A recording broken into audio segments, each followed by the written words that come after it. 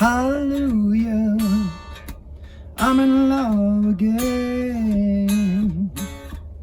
Can't seem to help myself. Hallelujah, the sun is bright again. Yeah. Wow, since I've seen my old friend. Howdy, music lovers. Tom from Blakgraz here. That is the first verse of my song, Felt So Good.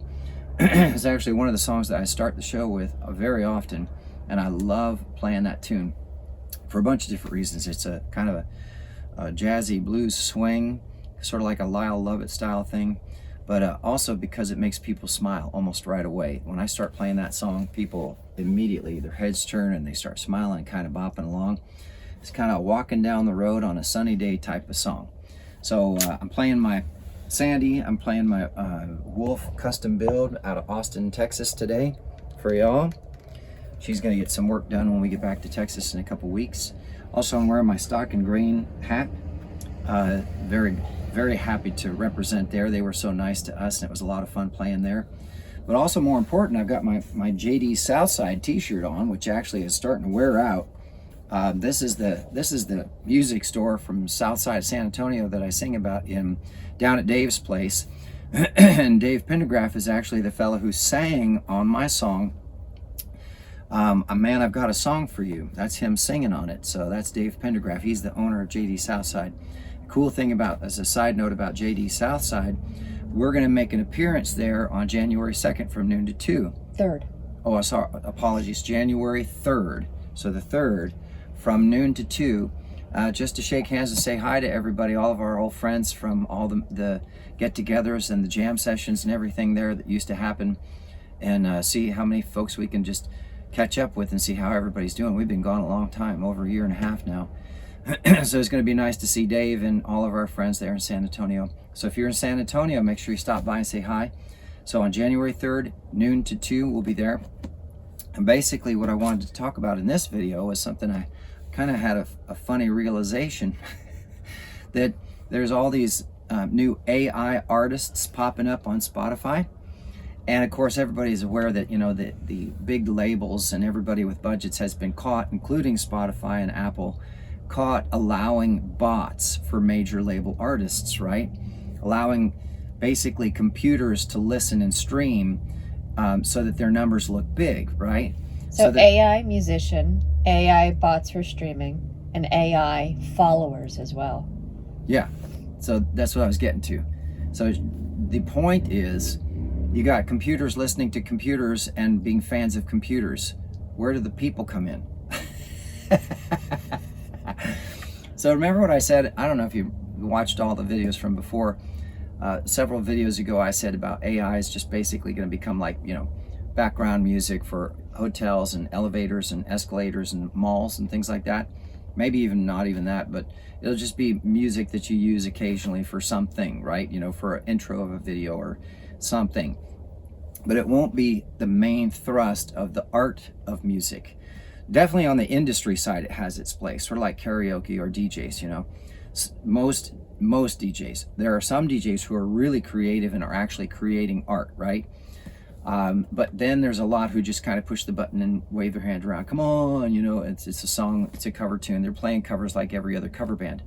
The point is, AI has a place in the industry to make money, but when it comes to real art, human, Terran-made art, right?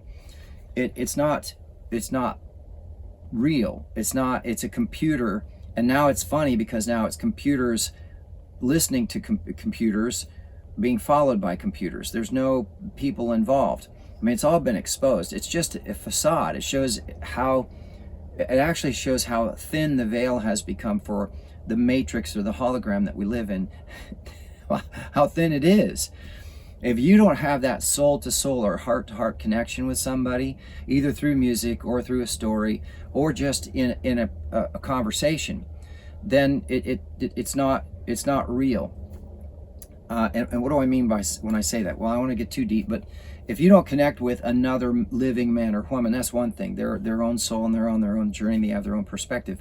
But when you're talking to a machine and you expect it to give you that same interaction and have that exchange of soul level connection, right? Heart level connection, it just ain't gonna happen, because it's a machine. It's just sophisticated software, right? That's all it can do, is what somebody else told it to do. So the conversation you're having with it is actually indirectly whoever programmed it. So you better be careful, whoever you listen to or that programmed it, right? They're going to put their own intentions, their own beliefs, and their own feelings into it as well. So the point being, it's just kind of comical that everybody's talking about this AI stuff when it's just basically a joke. It basically is exposing how thin the veil is of the illusion of the news, of the narrative, of the fake music, of the fake entertainment, the fake football games that are paid for, the fake wrestling, the fake, everything. It's all fake because there's so much money to be made in fixing it. So needless to say, I thought it would be a great, it was just funny. It struck me as comical that the only way now online, on the line, you can actually prove that you're human is to convince a robot that you're human, right? So what's better than that? Well, here's what's better than that. You come to an actual live show for any band, cover, original, or otherwise, and you look them in the eye and you shake their hands. You cheer for them. You get that energy from them. You give back the energy to them. Because remember something too, and I tell people this at shows all the time, the energy that you put out towards somebody on stage, you get back tenfold, right? Cast your bread on the water. So the idea here is human, man to man, woman to woman, man to woman interaction is really all that matters. That's what's most important. And that's why we are out on the road doing this, not just at home in a studio and releasing songs and hoping that people like our videos and follow our videos. No, we are out on the road, going from town to town to town to town, shaking hands, looking people in the eye and letting them feel the energy and intention that I put into each of these songs. And that is to just be a little bit of improvement on their day, to help make them smile, maybe dance a little bit, That's my goal with Blakgraz. So let AI do whatever they want to do with it, because it's all fake anyway. And maybe you even like an AI song. Cool. Good luck going to see them play live, right? However, you still can go out and support other artists as well. It's not the end of the world. So really all it means is that as an artist, all I have to do is just up my game, right? Tour more, make more music, and get better at what I do so that people will be interested in what I do also. There's lots of room in the world, in the universe, for everybody to do whatever it is that they love to do. And if these guys love making AI music, good on them, go for it. The only time it becomes a challenge is when they try to trick you into believing that it's actually somebody, a man or a woman. That's not okay. Love your neighbor, do no harm. Don't deceive them. Be honest. But if it's good, then people will like it and the people will listen to it or buy it. But I just thought it was comical that, okay, it's bad enough that as a man, a living man, I've got to convince a robot that I'm actually a living man online or on the line. And now I've got AI artists being listened to by AI robots with AI followers, right? It's just ridiculous. It's like, okay, fine, go do your thing. Spotify doesn't pay anyway. Apple doesn't pay anyway. None of those streaming services make any real money for any of the artists. You got to have hundreds of millions of listens and streams before you actually get any serious money at all. Not even barely minimum wage. So what's left? Play live, sell tickets, sell merch, sell your own songs right off of your website. All those things, all those different ways. So I just wanted to make a video on that because I just thought it was so comical. Do these people even who do the software and all the AI music and everything realize that they're just basically backing themselves into a virtual insanity corner, doing the same thing over and over, expecting a different result? So anyway, and what'll happen with those streaming services too, as they realize more and more that real men and women aren't actually listening to these streaming services. And so they'll stop paying their advertising dollars to them and shift them to places where they actually get sales. Because AI bots don't buy the products that these people are trying to market on those streaming services. So, and you know, as far as being an independent artist, there are 8+ billion people on this planet. If I had just 0.1% of those 8 billion people, was that like 800,000 people following me and actually being loyal to what I'm doing, I would be able to make not just a really good living, I would be able to thrive. And then the music would actually grow, because those 800,000 people would talk about how much they enjoy the shows and how much they enjoy the new song. And I'm always writing new songs. So think about that as an independent artist. It's such a huge ocean of people that it doesn't matter how many people make AI music or how many people like this style or that style or that style. There are so many people, you will find your audience if you just stick to it long enough, right? Stay focused long enough. Get that burning desire for it and stay focused on it long enough. You know, for us, it's a 5-year plan. We're 2 years into it, well, a year and a half and almost 2 years into it. And it seems to be going really well, thanks to folks like you listening to these videos and just following online and making comments and all that cool stuff. All right, so another update real quick on Rufus. When we were at the RV park, we actually got to get some things taken care of. We discovered that there was a challenge with the converter. It was the plug, the GFCI breaker had popped. Well, it turns out that that isn't even necessary, because the breaker in the box actually has a 20 amp fuse. So I'm just going to put in a new plug. In fact, I've got it right here.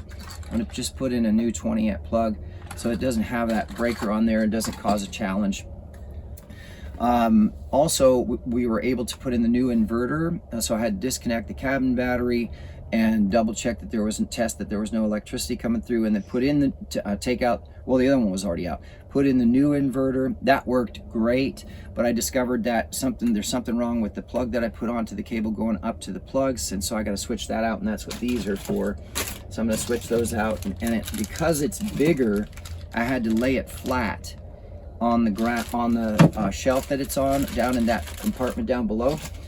So that made the cable have to come and reach over a little bit. So I got to put a little bit of an extension on it.